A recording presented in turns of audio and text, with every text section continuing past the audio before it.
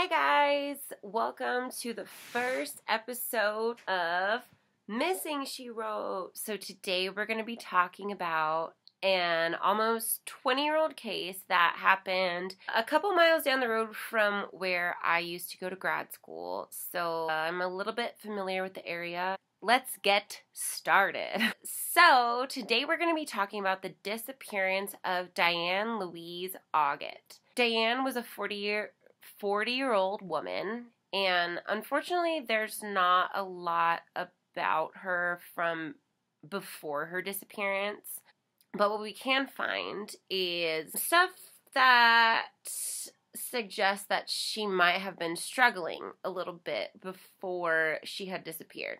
She was a stay-at-home mom in the 70s and in the early 80s. However, her kids were taken from her custody in 1988. And then after that, her and her husband filed for divorce in 1991. So a lot of struggles going on in those years prior. Mind you, it is about, 7 years from the divorce to when the disappearance actually occurred, but things to keep in mind.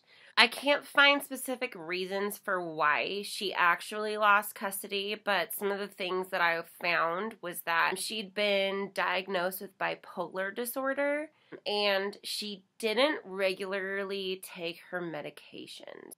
Her mom said that she had been Baker acted approximately 32 times, which is a fuck ton of times to be Baker acted. If you don't know, Baker acted is essentially when you can be arrested without committing a crime in order to get a psychological evaluation. Essentially, if you act crazy enough, people can arrest you. It's not really clear what she was doing for work at the time of her disappearance, and it's a little bit skeptical on where she was living. There are a couple of articles that say that she was living in address in Odessa, and there's another article that said that she's living at another address in Hudson, and I kind of tend to lean towards that she was living in Hudson just because it's a lot closer to all the other stuff that we're going to be talking about today. So let's get into it. So timeline.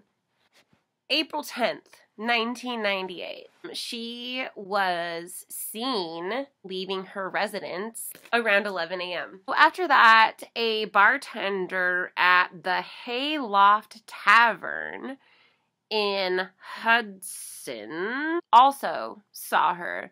And there's no specifics on whether she was by herself, with another person, eating food, taking shots, or what.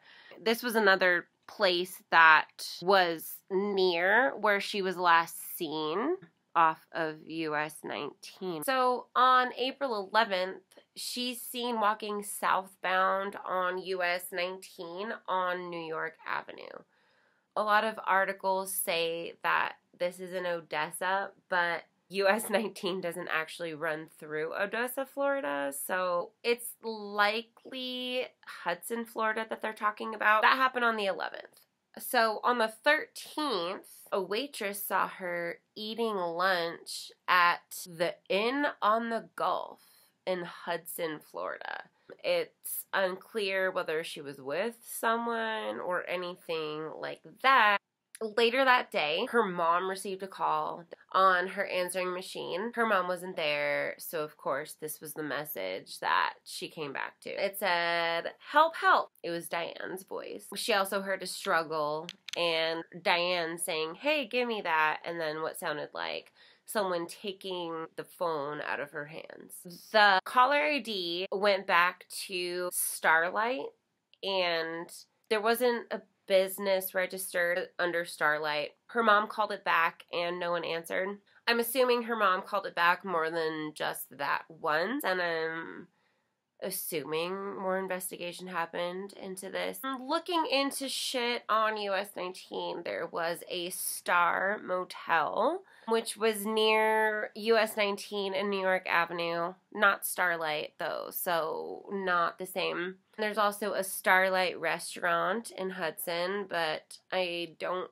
think that that was in business at the time. And Starlight Transportation, which is like limo rentals and shit like that.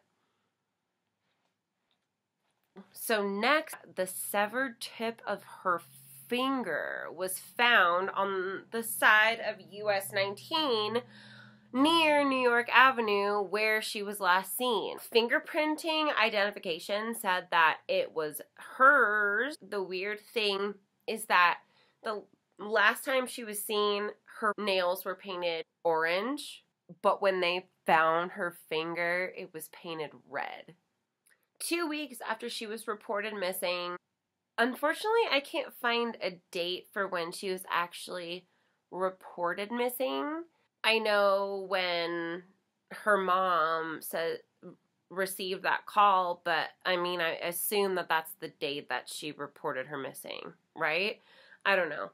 But so 2 weeks after that, a bag of her neatly folded clothes were found in a convenience store outdoor freezer. It doesn't say by whom. It doesn't really say what the articles of clothes were. It just says her neatly folded clothes.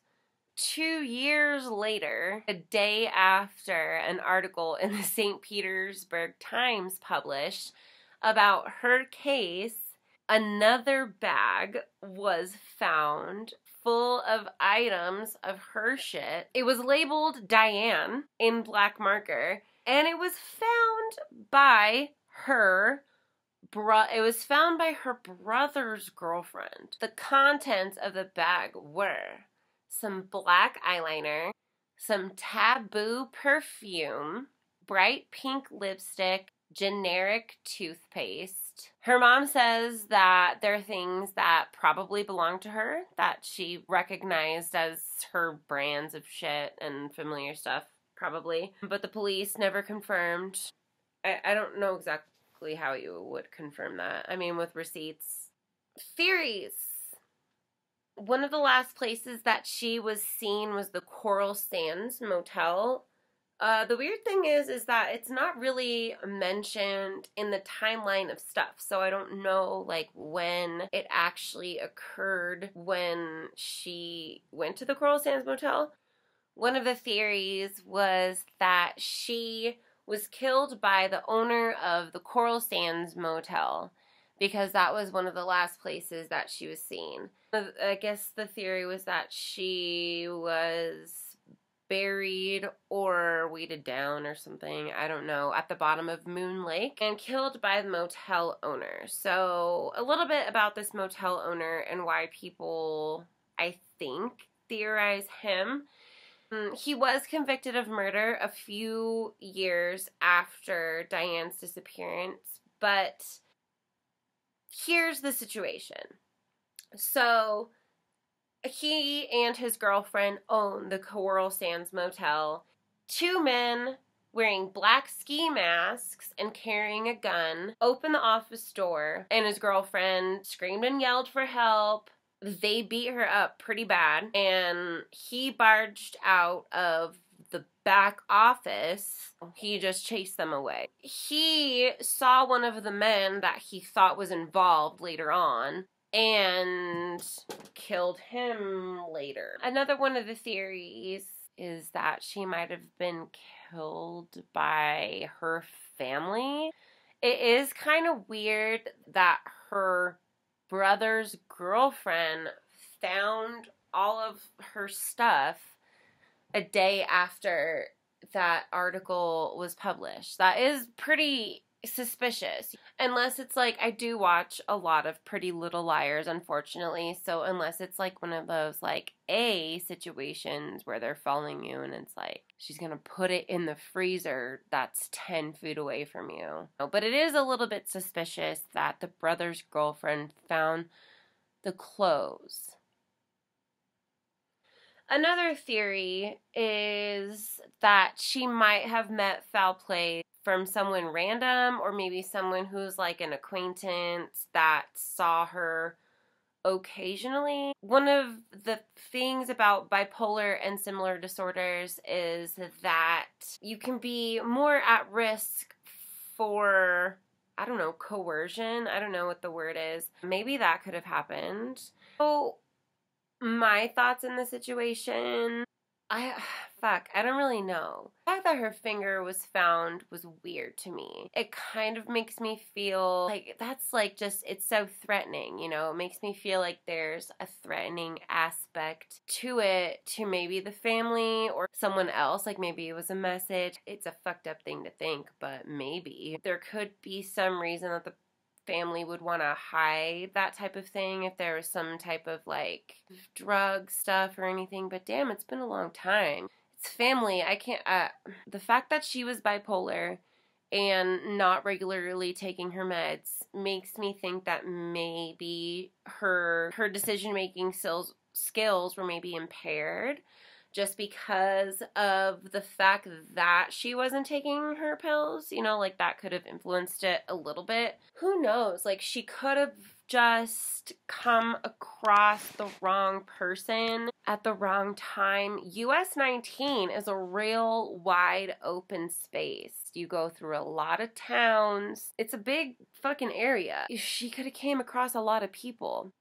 I don't exactly know what happened to her, but please comment down below on what you guys think might have happened to her and where she is. I'd love to know you guys' opinions on the situation. Please subscribe if you want more content like this. Comment more cases that you might like to see covered, because this is going to be a missing persons channel to bring light to all of these missing persons cases. So yeah, comment down below. Subscribe if you haven't already, and I love you. Okay, bye.